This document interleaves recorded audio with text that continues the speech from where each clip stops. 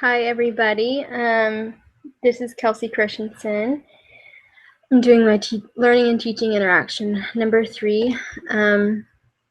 This time for my learning and teaching interaction, I wanted to focus on the Appendix E from our Family Life Education textbook.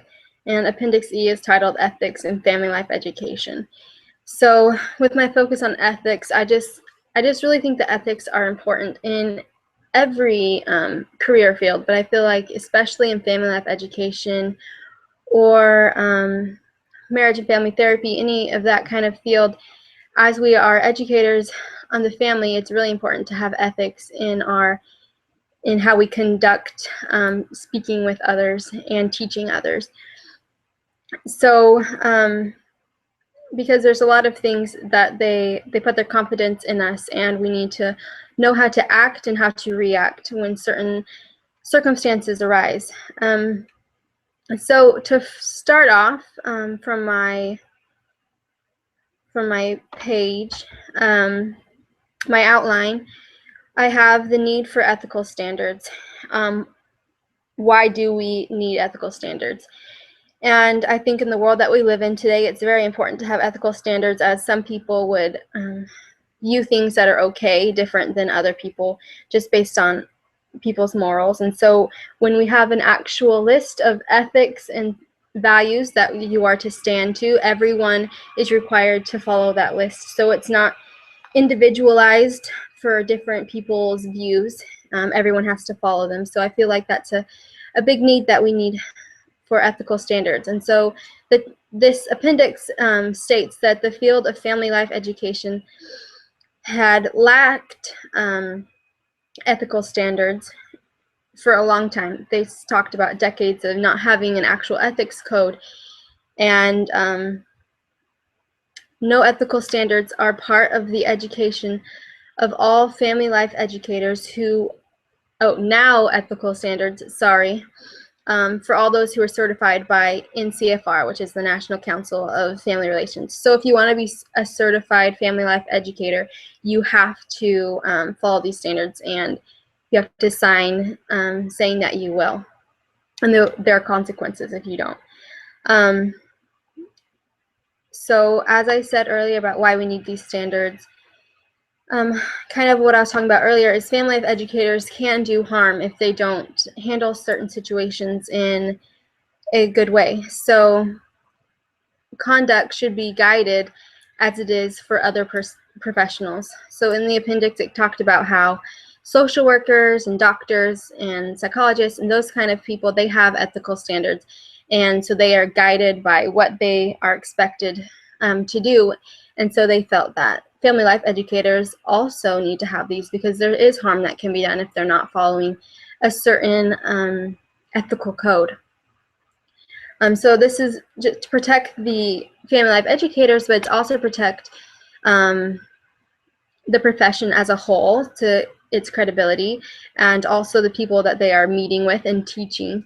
So they can meet in confidence and they can feel safe, and for a ton of reasons. So not just for the individual that is teaching, but also others. So for the development of how the code of ethics for family life educators was developed, it kind of was a process. The first version was created in 1998, called the Ethical Principles and Guidelines for Family Scientists. So just through the name, we can tell that it wasn't quite all there. It wasn't necessarily specific to family life educators, but more towards scientists. And as the name suggests, this really did lean more towards scientists in the university setting, and it didn't really work well with family life educators. So they had to kind of come up with something different. And so for the next, Minnesota Council in Family Relations, in their efforts, this is where the current Code of Ethics comes from. The people from this council in Minnesota, they collected extensive research to to identify guidelines of what needed to be included in the code of ethics. So they spent a lot of time, a lot of effort building this just for their educators there. I don't think they intended for it to become for the entire NCFR, or I mean for all family life educators, but eventually it did because it was so fitting for all family life educators. So they developed what was called the ethical thinking and practice for parent and family life educators, and it included 3 ethical perspectives. They included the relational ethics, and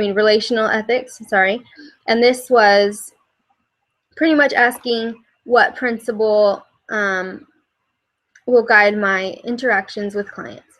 So pretty much what will guide their interactions with the relationship that they have with their clients. So that's kind of why it says relational. So for the next one, they also have the principles approach, which is very much correlated with the relational ethics. It emphasizes specific principles to maintain good relationships. So they had principles lined out of what they needed. Sorry, I lost my place. So, and then the virtue ethics was the third one. And this included 3 different aspects. And it included caring, prudence, or practical wisdom, which pretty much is just saying understanding the situation and being able to make decisions based on your reflection of the situation as a professional, which sometimes could be very hard decisions to make as a professional. And then the other one is hope and optimism.